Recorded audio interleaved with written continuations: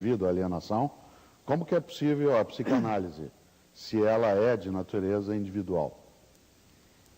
Ou seja, vou perguntar de outra forma, a alienação tem cura? Eu imaginei que você, o Oscar, o próprio Marcos, de alguma maneira, iam colocar, seria inelutável a colocação dessa dúvida, dessa pergunta, né? E eu muito me questionei a respeito e fiquei pensando se deveria responder com toda a franqueza ou com quase toda a franqueza. E continuo ainda também meio que oscilando, mas eu acho que eu vou tentar responder com toda a franqueza. Eu acho que a alienação é a condição essencial da condição humana. Eu acho que nós nascemos alienados porque nós somos expelidos, nós nunca estamos em nós, e eu acho que é exatamente a coragem existencial dessa busca, que é uma busca aparentemente sem sentido, porque ela já se inicia com a destinação do não encontro.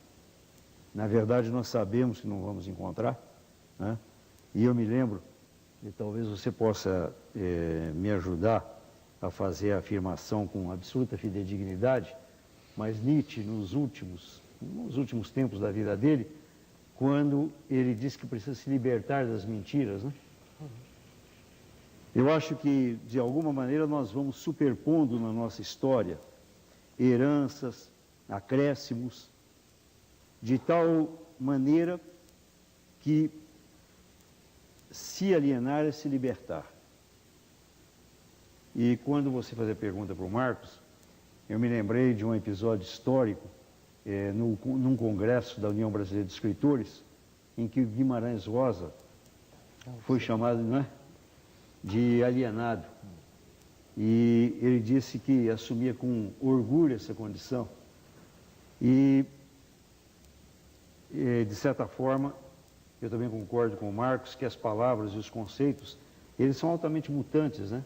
Vão mudando de sentido, vão enfraquecendo, mas me parece que a alienação acabou também se transformando numa identificação política, ideológica, né?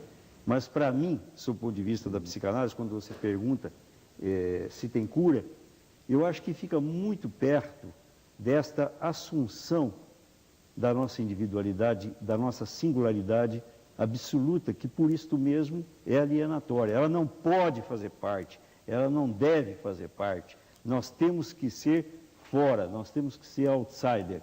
É nesse sentido que sinaliza a liberdade, a libertação, não é?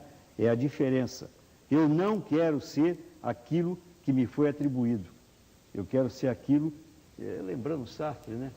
O que importa não é o que a vida fez com a gente, mas aquilo que a gente fez com que a vida fez para nós, né? Então, eu até depois quero ouvir o Marcos no próximo bloco, aqui esse bloco está quase terminando, eu queria aprofundar um pouco essa questão contigo, né, para depois o Marcos poder discorrer com mais tranquilidade. Quando você fala que a alienação ela é inerente à condição humana, significa o quê? Que nós nos estranharmos, né, para pegar o sentido original até de alios, né, em latim, a noção de estranho, né, nós nos estranharmos o tempo todo e não nos encontrarmos, ela é uma condição positiva, pelo que você falou? Eu acho que sim. É como se fosse um jogo permanente de busca, de procura, mas a regra fundamental é kafkiana. O pacto é, eu sei que não vou me encontrar. Porque a virtualidade, o encontro final, na minha opinião, é o término de toda a tensão. Portanto, é a morte. O indivíduo que se encontrou morreu, acabou, terminou. Ele se fez, se realizou. Aliás, essa expressão eu detesto. Realizado? O indivíduo que chega, eu sou um homem realizado. Eu fico desesperado. Marcos Hegel, Hegel falava um pouco isso na noção de realização, né, no sentido de tornar real, e falava ali de alienação. Se eu pego no ar, né, essa palavra que foi utilizada pelo Jacó, né, diz assim, é inerente, está na nossa condição. E ele até não gosta da expressão realização, né, diz ele, um homem realizado é um homem empobrecido, né, em termos de projeto. Marcos, como é que você pensa essa temática que o Jacó colocou no primeiro bloco? Não, primeiro deixa eu dizer que você conseguiu, né, Mário Sérgio? Você já conseguiu encontrar uma divergência importante entre a gente. Acho que 2 pontos fundamentais. Primeiro, talvez, Jacó, você concorde com isso. A realização nunca pode ser uma realização individual. A ideia, enfim, um dos filósofos que eu mais estudei, que é o Adorno, ele diz que não há a vida justa na vida falsa. Isso ele está querendo dizer que nós não podemos ser retos, nós não podemos agir moralmente quando todo mundo não for moral, não é?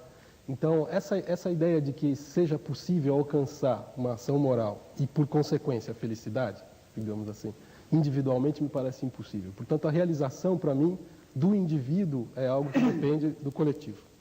Em segundo lugar, a alienação é algo, para mim, radicalmente histórico. É radicalmente histórica a alienação, porque se a gente for olhar a origem do conceito, ele é um conceito moderno, né? Ele não vai aparecer antes da modernidade, que coincide justamente com o nascimento do capitalismo.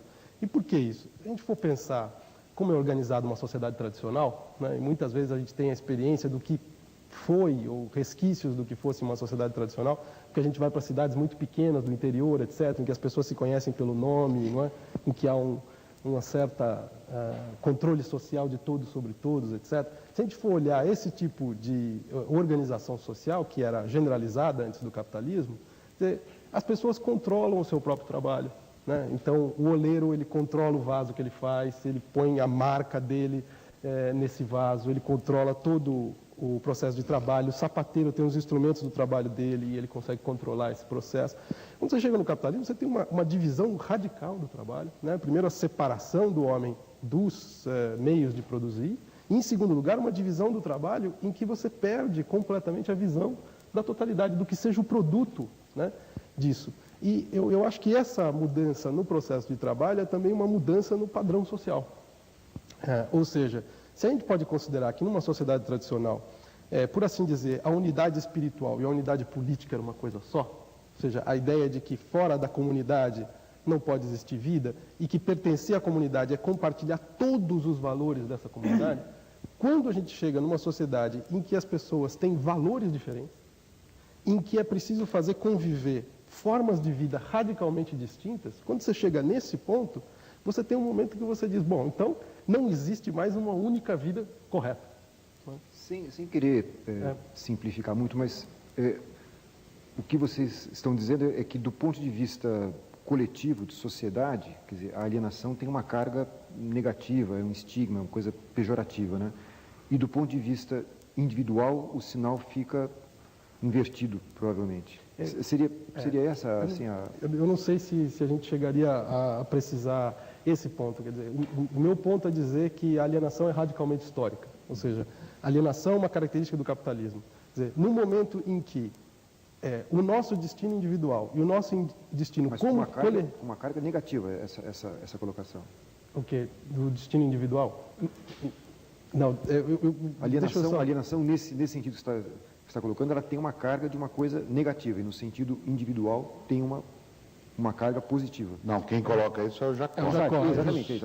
Talvez a gente consiga até chegar num ponto em que indivíduo e coletividade a gente consiga esclarecer um pouco melhor essa relação. O que eu estou dizendo é que, para mim, as duas coisas não podem ser separadas. Então, quando eu estou dizendo que a alienação é radicalmente histórica, ou seja, que ela é um fenômeno que pertence ao capitalismo, eu estou querendo dizer que não é algo que é inerente à natureza humana, que foi a tese que o Jacó defendeu. Estou querendo dizer que isso é radicalmente histórico, por quê? Porque quando o destino era decidido, quando a própria ideia de destino, ou seja, a ideia de que a história está fora da ação humana, essa é que é a ideia de destino. O destino diz a ação humana, façamos